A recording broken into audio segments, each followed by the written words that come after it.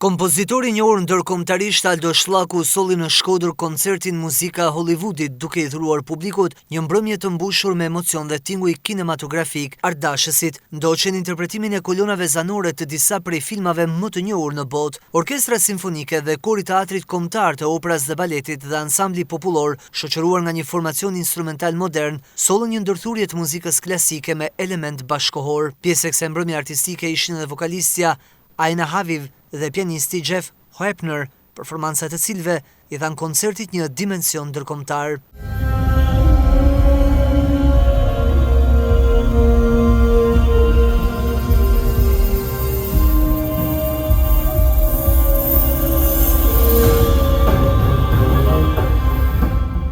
Rikthimi në vendlindje për të performuar për artistin Shllaku ka një domethënie të veçantë, ndërsa falendron publikun për pritjen e ngrohtë dhe atmosferën e krijuar. Është një rast i veçantë për mua, i shumë pritur. Jam shumë i kënaqur që më dha mundësia të vi në Shkodër. Është qyteti im, megjithëse s'kam jetuar një ditë në Shkodër. Kur ngjon dorë orkidjet, kur thon bravo, kur më kanë thënë jesin në shtëpinë tane, pa fillu.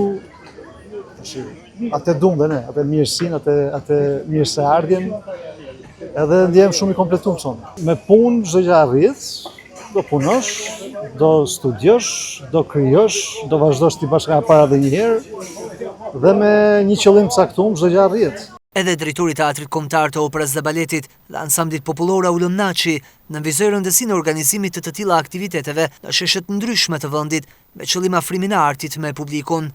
Duhen organizuar sa më shpesh koncerte të tilla, aq më tepër kur bëhet fjalë për një orkestër të mirëfillsi që është Orkestra e Teatrit Kombëtar të Operës dhe Baletit, ndërthurur dhe me risi që sjell dhe në këtë rast kompozimet e kompozitorit Aldo Shllaku. Kështu që për publikun, aq më tepër në ambiente të hapura, është një risi për të dëgjuar vepra të cilat ndoshta nëpër ekrane i kanë ndjekur, por ti dëgjosh live me një orkestër dhe me solistë të ardhur përtej oqeanit, këtu në sheshin Parabashkisë në Shkodër, besoj se është me të vërtetë një mbrëmje për të mbajtur mend dhe për të shijuar.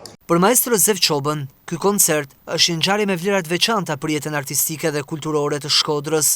Sigurisht është një kompleks shumë interesant. Kjo muzikë që u interpretu sante vjen me një teknik, qoftë kompozicionale, qoftë edhe psikologji të një bote kraj tjetër, dinamika e të menduarit në stilin e realitetit dhe realizime artistike amerikane. Në fund të mbrëmjes, publiku përmes duar trokitjeve të gjata shënoi mbylljen e këtij koncerti si një nga aktivitetet më të veçanta kulturore të kësaj vere.